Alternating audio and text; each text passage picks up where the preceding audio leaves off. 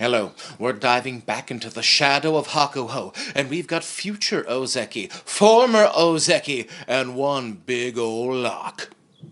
Stop throw! Hakuho! Throw the salt, get in the ring. Welcome to the Dohyo!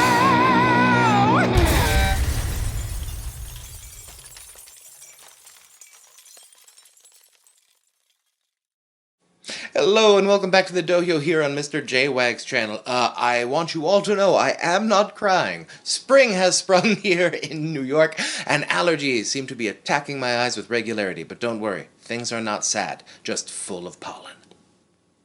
And yes, in this episode, we are diving back into the Shadow of Hakuho, the alternate universe where the greatest sumo wrestler of all time, Hakuho, never existed, so we go through each and every one of his Yusho, and reward that Yusho to who would have been the deserving Rikishi in his absence. If you have no idea what I'm talking about, we start on episode 7, but we have a whole playlist right there, so go on, check it on out, and even if you're caught up, watch it all again from the beginning, like Better Call Saul.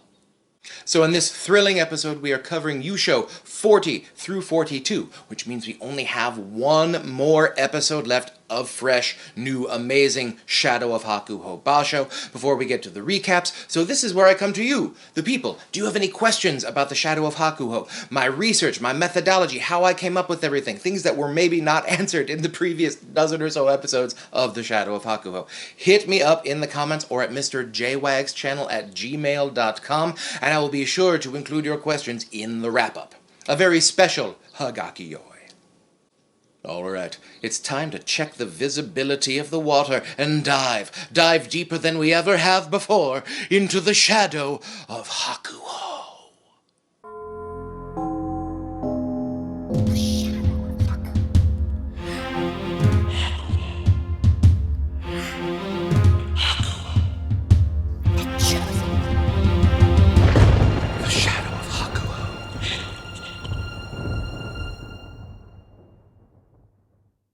As I said before, we are jumping into the very recent past here. We are now getting into the Yusho that I, myself, have watched in real time in my sumo fandom.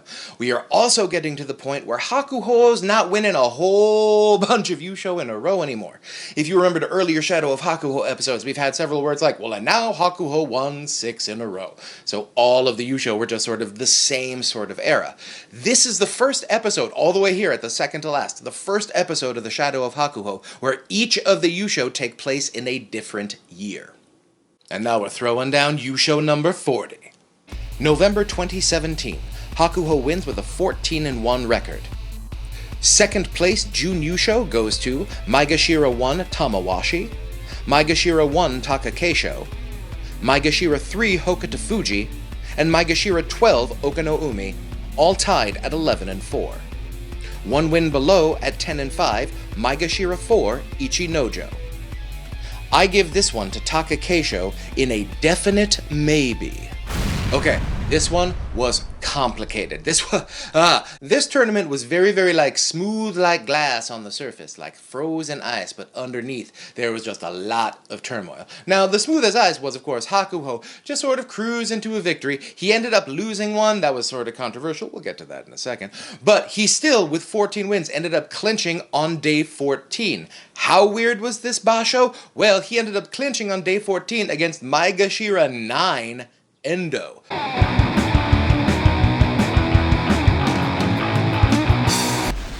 Hakuho only faced 5 Sanyaku members in the entire tournament, and 1 Ozeki, Goeido, on the final day. So what happened to all of the Sanyaku? Well, first of all, 4 of them got hurt, including 2 of the Yokozuna. So we had 4 Yokozuna on this Banzuke. Only 1 finished the entire tournament, and that was Hakuho. 4 of the Sanyaku went Kyujo.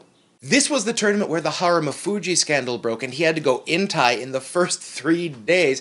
And in fact, this was Terunofuji's last Sanyaku appearance before he dropped all the way down the Banzuke and he made his comeback. So we are talking way back there in 2017. A different time in sumo. So, Haramafuji intai. Kakuryu, Kyujo from day 1. Hisano Sato, Kyujo from like day 10. So, all of the Yokozuna, gone. 4 Maegashira in the Jun Yusho slot, and Ichinojo just 1 down. So you think this has all of the elements for a true free-for-all. But the more you dig into this one, the more you have a number of small little indicators, and they're all pointing the same way. Now we have a few Sanyaku people, but they're down there at 9 and 6. I am not considering them in the picture for this one at all. Ichinojo, now he did face a full Sanyaku slate in this one. Yeah, like I said, there was a lot of jumping up and down. He was at Maegashira 4. He faced 7 Sanyaku members, went 4 and 3, and lost to Hakuho. So I feel comfortable giving Ichinojo the Hakuho loss bump, feeling he would have an excellent shot to gain a win there. But a lot of the people who had the Jun Yusho were also up in the Joy and faced Hakuho. So I'm going to keep this narrow and keep it to the 4 people who had the Jun Yusho. Tamawashi, Takakeisho, Hokutofuji, and Okanoumi. Now, I love Okanoumi, but Okanoumi has never had that tournament where I've been like, if you faced a full Sanyaku slate, you'd totally win that tournament. If he was going to win a tournament, I think this would be the way he would do it, sort of sneaking in with a bunch of wins with people he was much better than and hoping he could maybe pull a few wins while being promoted aggressively down the stretch. As I said before, this one was a pretty easy win for Hakuho, so there was not a lot of aggressive promotion down the stretch. For that reason, Okanoumi, can't give you this one, pushing you to the side. Now that leaves us with Hokutofuji, Tamawashi, and Takakeisho. Their heads-to-heads in the tournament were not really that conclusive. Hokutofuji lost to Tamawashi, but Tamawashi lost to Takakeisho, and then Hokutofuji and Takakeisho didn't face. But there are a number of small little pointers, and they all point to the hungry, hungry hamster. Number 1, Takakeisho has a winning record against the other 3, and 4, including Ichinojo. So, of all of the co-leaders and Ichinojo, Takakeisho has winning records against all of them. They're not like huge percentages, but they are winning records. 2, when we're talking about future success from here on out, Takakeisho has had by far the most success. Now, Tamawashi did manage to pull out a tournament, and that wasn't really a fluky tournament. Hakuho was present for a great deal of that tournament, and Tamawashi beat him. Solid tournament win, but Tamawashi has never been able to do that again. Takakeisho has managed to make Ozeki since then, full Ozeki run, have a number of Jun Yusho, and 2 full Yusho. Now, this is not to discount Hokutofuji. He's an excellent wrestler. He's very high on the list of like most kinboshi for active wrestlers, but he is a bit of a wild card type wrestler. He can win any match because of his technique, but he can also lose any match because of his technique. For that reason, I just don't see a guy like Hokutofuji managing to pull this one out. It's just the chaos of his style. Him and other people like Yoshikaze. Quick sidebar. Now, speaking of crazy wildman type sumo, we have Hokutofuji. We also have sort of the original of Berserker sumo, Yoshikaze. This tournament right here was sort of the last we saw of the peak of Yoshikaze. It was the end of his Sanyaku run, and he started to tumble down the Banzake from there. And in fact, this tournament was the famous tournament where Hakuho was cruising towards a Zensho Yusho, and then we had this infamous match.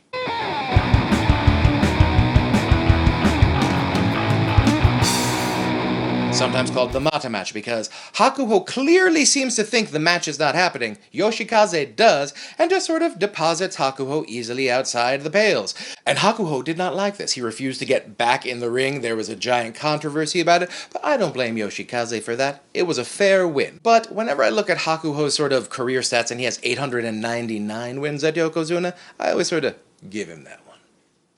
Hakuho could have an extra Zensho, all I'm saying. And then another a sidebar of a sidebar. This tournament was peak Onosho. Now, in case you've forgotten, and I've mentioned it many times before, Onosho, when he arrived in Makauchi, shot up the Banzake and into the Sanyaku with a number of just like double-digit wins straight up, and then hit Komusubi and got an 8 and 7, and then got immediately hurt, and then he hasn't quite been the same since. This tournament was the 8 and 7. So this tournament, peak Yoshikaze and peak Onosho. Double sidebar. 3. Tamawashi had a Fusen win in there, so that gives him a little bit of a handicap in my mind that he would have had to face a healthy wrestler at some point, probably, and that win would not have been a gimme.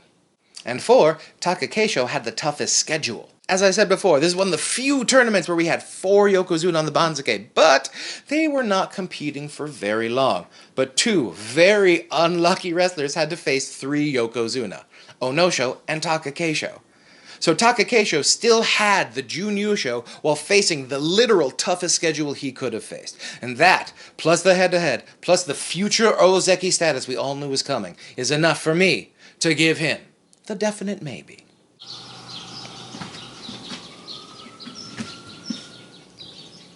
Birds and sirens. Spring in New York. Are you ready for Yusho number 41? September 2018. Hakuho wins with a Zensho Yusho. Jun Yusho second place goes to Ozeki Goeido at 12-3. 1 win down at 11-4, Ozeki Takayasu, and Maegashira 15, Yoshikaze. 5 wrestlers tied at 10 wins, including Yokozuna's Kakuryu and Kisano Sato. I give this one to Goeido in a definite maybe. Alright, so this one is a little bit cleaner than the last one, but still a definite maybe. Yoshikaze, we see him again. But we have to remember, this one is about 5 basho after the last one, almost a year, so a lot has happened. This is the tournament right after Yoshikaze went 2-13. He started 0-13 and got 2 sort of, hey buddy, you need some wins, sort of wins at the end, and fell all the way down the Banzuke and then came back much healthier, and then sort of cleaned up down at Maegashira 15. He didn't get bumped up to face any Sanyaku, of course, Hakuho winning the Zensho on this one.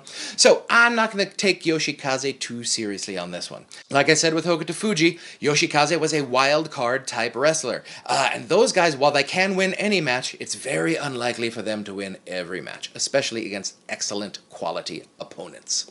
So this leaves us with Ozeki's Goeido and Takayasu, 2 guys who were sort of famous for choking it away down the stretch. One of them has to win. Now this is not like the last one where all the pointers sort of all pointed directly in one direction. There was a little more divining that had to be done. Now, in Takayasu's favor, he's younger, still very, very hungry. He beat Goeido in the tournament, and Goeido had a Fusen win, so there is a decent chance that Goeido would have ended up tied with Takayasu on the last day. And if you look at the head-to-head, Takayasu has the advantage by 6. But we look in this one a little bit closer, and this is why I went with Goeido.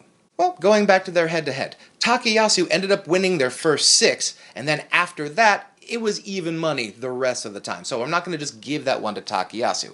In fact, this was among the last 5 times that Goeido and Takayasu ever faced each other. And of those last 5 times, this was the only one Takayasu won. So the head-to-head doesn't really give us a lot of predicted value on this one.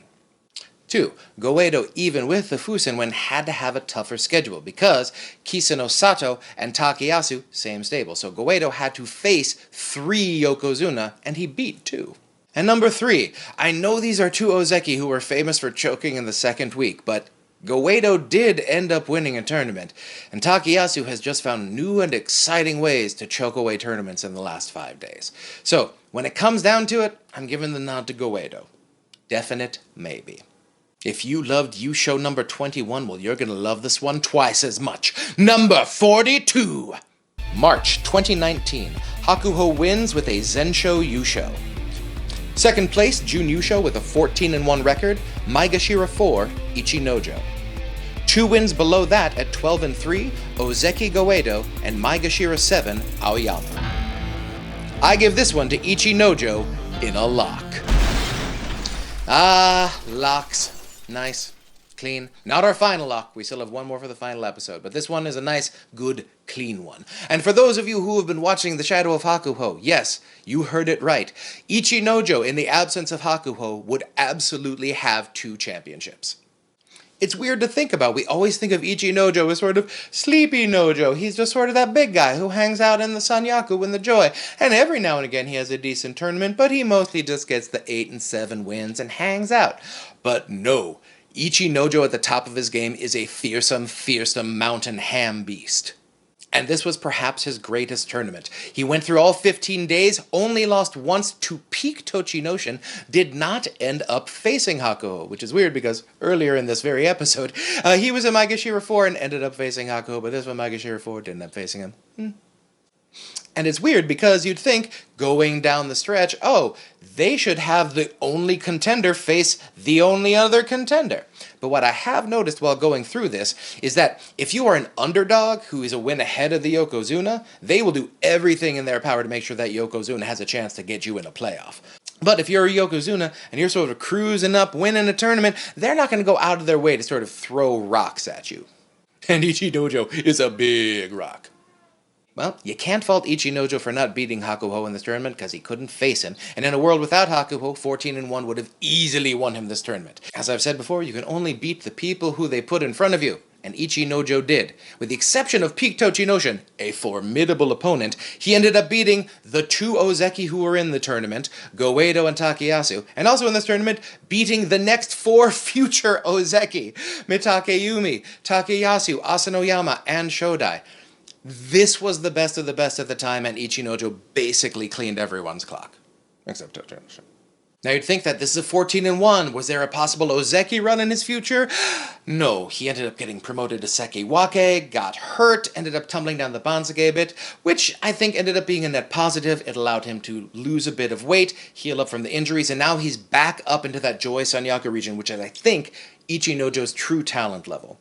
He's only 29, and I think we have not seen his last great tournament. Alright, we're getting close to the end here. Thank you for taking this journey with me. We got one more left. Stay safe, stay strong, stay healthy, and I will see you next time on the Dohyo.